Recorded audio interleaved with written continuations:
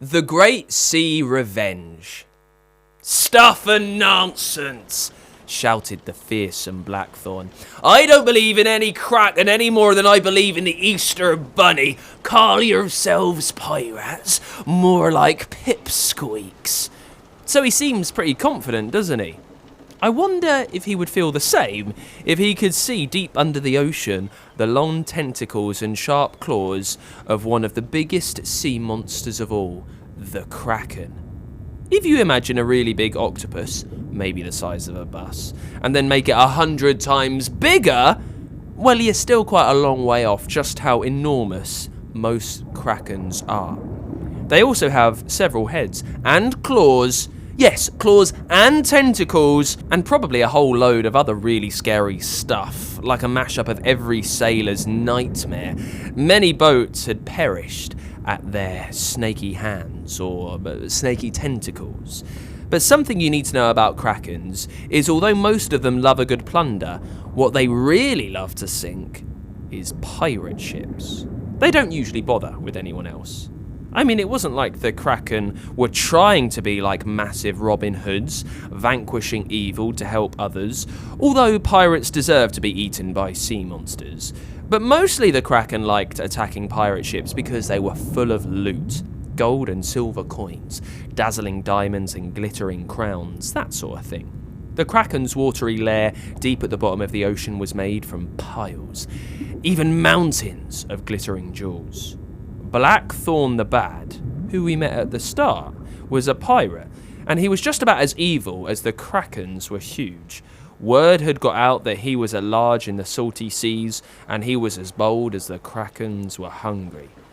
But, as we heard, if any of his crew happened to mention the Kraken, Blackthorn would leap furiously and start shouting, "I'm not afraid of fairy stories," he snarled at his shipmates. "Any Kraken that shows its fishy head would find himself on the end of my sword."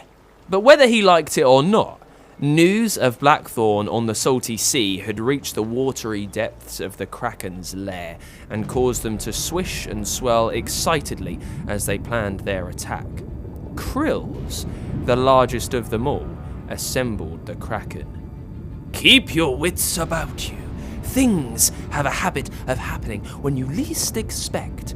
I hear they've plundered peaceful folks' boats for years, so let's show this horrible lot how to pick on some on their own size." The game was on.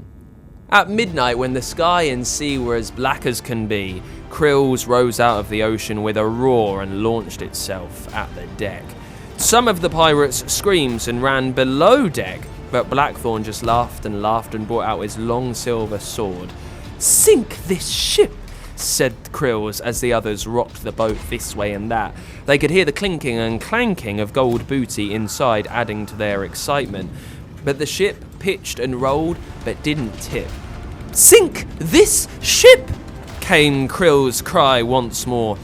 The other Krakens rose up and clung to the masts as they tossed in the foamy seas, turning the water into whirlpools. But it was no good. Blackthorn pulled out his sword and slashed at Krill, slicing him over and over again until the giant monster sunk into the waves. Krill's was dead. The other Krakens wailed and thrashed their tentacles, but Blackthorn just laughed as his crew pulled the bloody mess away from the swirling seas. The pirates had claimed their victory. There was a sad quietness in the seas as the Krakens laid their leader to rest in the deep and golden sands of the salty sea.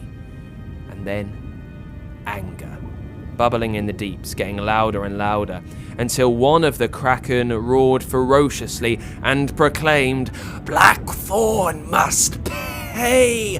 We must sink that ship! The sea will have its revenge!" Koran, who was Krill's brother, was first to launch an attack, slipping silently under the hull and then breaching with a hiss. The boat rose up into the air, but as the sailors furiously worked the sails, it crashed down and quickly disappeared from view. "Set up a decoy," said Koran. So some of the younger Krakens tried to distract the crew by darting around the ship, but Blackthorn set burning oil around the vessel and neither Koran or anyone else could get close. Calliope was a little Kraken, and she was fed up with everything. She missed Krills and hated all the fighting. She didn't even like plunder and jewels, so whilst the others came up with this plan or the other, she slipped away to bask on the shores of a nearby island. To her surprise, someone had got there first. A little girl sat on her own, quietly crying. "What's the matter?" Calliope whispered, inching forward. "Eek!" The little girl jumped a mile in the air at the sight of this small sea monster, even though she was quite a kind-looking sea monster. Then she became more confident and curious. "Are you a Kraken?" she asked with a shy smile. "Only a little one. Don't worry, Krakens can be kind, you know. We only really eat pirates." "Humph. Well, I wish you'd eat Blackthorn. He stole my father's ship. We were bound for Norway with a year's harvest aboard. We are ruined." "He killed our leader too," said Calliope. "The others want revenge. I just want him to go away." The two sat quietly for a while, and Calliope curled up on the rock with a sigh and placed a kind tentacle around the girl's shoulders. The little girl didn't seem very frightened, but then kids are better at dealing with monsters than adults, as most people know. The girl looked thoughtful, and then said, "Blackthorn drank a barrel of rum after he'd sunk our ship and partied all night, well before he fell asleep. They say he parties as well as he fights." Calliope could well believe it, and it gave her an idea. Krills had always said to be alert. "Sometimes things happen when you least expect them to," he had said. Maybe Blackthorn deserved a surprise too. If only she could find the ship, she had an idea about what she could do to get revenge. It wasn't that hard to find the ship after all. It was rocking with song and dance. Quite a lot of the songs were pretty rude. So as the pirates cheered their success in killing Krills and sending the others into a dizzying spin. Barrels of rum were being rolled along the deck and soldiers were soon staggering around, and then most had fallen into their bunks and snoring so loudly she could hear it from a mile away. This was her chance. She didn't roar or even fling herself at the deck, but instead swished under the hull and used her claws to loosen the screws that held the wooden hull together. First, one ping, it gently dropped to the seabed. Then another, a ping! There were mutters from on board, but not enough to rouse the pirates from their sleep. The boat began to lurch the tiniest amount as the water trickled into the hold. After a few more pings and more screws loosened, the trickle became a stream and then a deluge, and the sailors still hadn't noticed. The few left dancing only realised they were standing in 3 feet of water, and then the shout went up, "Abandon ship! We're sinking! We're sinking!" But before they had time to do anything, with a watery shout and an enormous bubble of glugs, the bloody Bess sunk, and the pirates met a very watery end. The other Kraken couldn't quite believe it.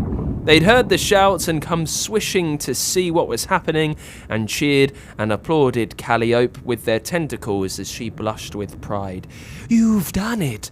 We have our revenge! Not to mention all that plunder!" They cheered, and the salty seas were never troubled by Blackthorn again. And just to put everything right, Calliope dived deep into the wreckage of the Bloody Bess and scooped armfuls of gold and silver and precious jewels and took them back to the island where the little girl ran to meet her. Calliope piled the riches at her feet. "Oh, we won't be ruined after all. We'll be rich. You were right. Krakens can be kind," she said, hugging Calliope, who was careful to make sure her claws didn't pinch the little girl. "Well, as long as you're not a pirate," giggled Calliope before happily swishing back into the depths to the others. She could do without seeing pirates ever again. As Krill said, life could be surprising, but she thought that she'd rather have no surprises after all. At least not for a little while. And that's the story of the Kraken and the Great Sea Revenge. Got an idea for a story? Tell us the title at funkidslive.com/storyquest and we could bring your story to life. For a new story each week, make sure you hit subscribe or follow so you don't miss a single episode.